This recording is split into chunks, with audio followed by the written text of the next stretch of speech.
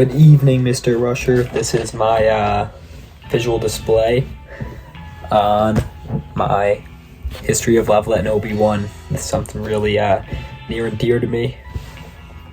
That being said, let's get right into it. So, obviously, where is Lavallette and OB1? And that would be on the NJ Barrier Islands, of course. These islands were formed over 20,000 years ago when the ocean started to recede, and what it left behind were these deposits of sand that would eventually become what we know as today as some of our favorite beach towns.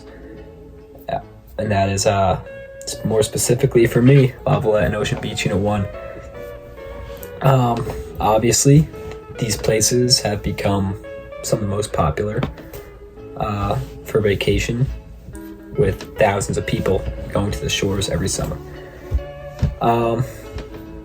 Then we just even go back again and go to the early beginnings.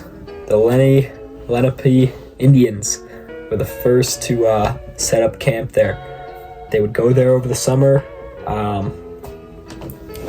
and take advantage of the warm waters. They would set up traps for crabs. They would fish, take advantage of the land that they had there, just for as much food as it could be. The nice weather in the summer there, obviously, another key factor. And then again, we see in 1906 this land being described as a coast of all broken islands. And this is from Robert Jewell. And yeah, he was on the voyage that discovered the Hudson River, so he's coming up the East Coast, and obviously he's able to observe, or be the first European to observe these the Barnegat Peninsula, and he describes it as just giant islands with what seems to be a lake behind it. Obviously, we know today that would be the bay, but yeah. He just describes it as pleasant land, and this land goes on to become Lavallette and OB1.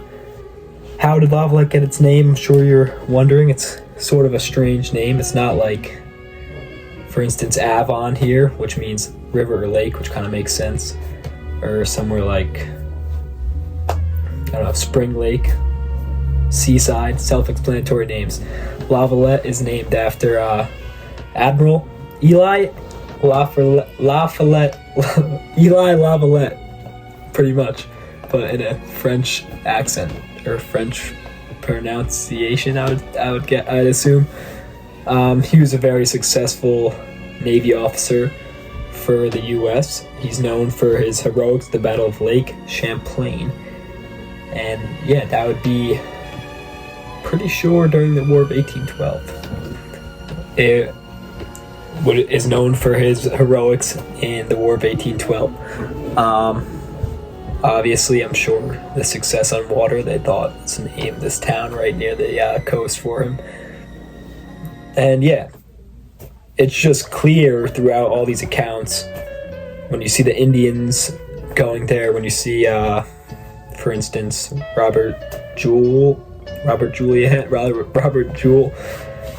describing the land as just very pretty land, I guess you could say, as he went by.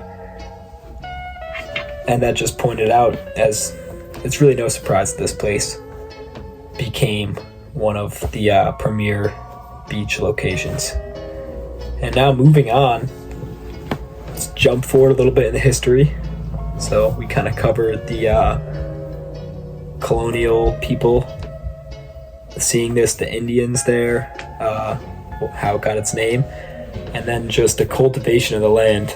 A lot of this would be slowly enacted in the late 1800s. You see some early staple buildings popping up. For instance, the Crab's Claw. Grand Central Avenue starts to be, I guess, put into act. That's right where the Crab's Claw is. And yeah, one of the biggest projects that would come to this land would be the construction of OB1, and all the beach communities that would be built after it. So these would start popping up right after World War II. Obviously, the U.S. was in an economic surge. This was the time to strike, and Fred Pearl and his partner Edward, I'm not sure how to pronounce that last name, Edward P. They were two laundry delivery men, and they took advantage of this economic boom. They took advantage, and they kind of struck when the iron was hot. They ended up building thousands of homes. They name this ocean paradise Ocean Beach. Pretty generic name, but I guess it's stuck because it's still around today. But yeah, hundreds of these cottages are being sold for only $2,000. The first two, another two generic names, OB1 and OB2. But the construction wouldn't stop here. We're in the Highway Act of something. I don't know. I'm an AP history. We just learned about this. I'll pop up a little thing here. The highway's being built in this post-war surge. 1,000 more homes would be built once the New Jersey Parkway opened up. And this would give way to other beach communities that we see right next to OB1 and OB2, which would be like OB3, Seacrest, and so on. Now today, I think there's like 11 little ones that go all the way up. And the funny thing, I found this really interesting. The houses were only rented for $70 a week, and the oceanfront ones being $110 a week, which when you think about today, it would just be nuts. I have, right here, as you can see, houses go for $6,000-ish a week, depending on, 2 stories, three stories, beachfront, this, that, obviously. But it's just pretty crazy to see how much the prices grew over the years.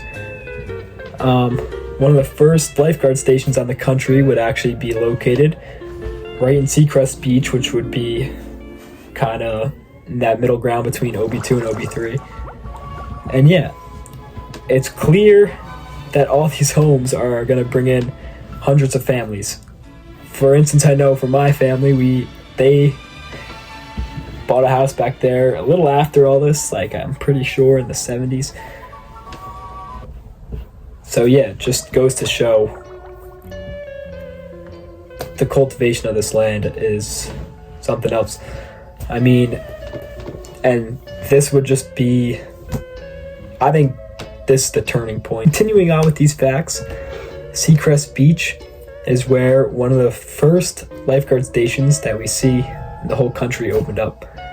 I guess just all the people going there, they're like, we need to have something to protect these people. So yeah, right between OB2 and OB3, Seacrest, that's where Seacrest is, and that's where one of the first lifeguard stations opened up. It's obvious that all these new homes draw families into the Jersey Shore, and it just kind of, that popularity of the area just obviously exponentially grew. If you could see in some of the photos just how, that I'll be putting up here, how like tightly packed these houses are, and that kind of makes for a community, and it also makes for a lot of people being able to go and visit the shore, and it just brings a lot of industry to Lavallette. And that's exactly what we see today, where we have these generational families who have houses there for years, and some even live there. It's not just a summer house.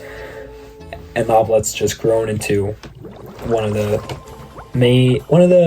well-known places on the Jersey Shore. I interviewed somebody I know from down there, Jim McRobbie.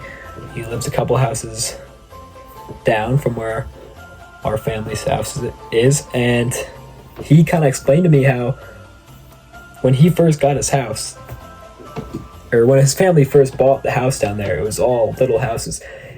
And I'll pop up some photos today of what it looks like, and it's really just a change. Everything is tall, extravagant. Obviously, after Sandy, there were some big changes, but yeah, he just says it's crazy, just the industry, the turnover in Lavallette, and how it's, you see these older shops becoming jewelry stores as this place just becomes more cultivated and is kind of gets its main stake for one of the nicer. So yeah, that brings us into our conclusion. So I don't know if I'm gonna get any points off or anything for popping up some photos of me and my friends enjoying it down here, but nonetheless, it's really no surprise. You see the as you've seen the photos and the things that popped up during this video, that yeah, it's just really something special what this place has grown into. I don't see it as a surprise.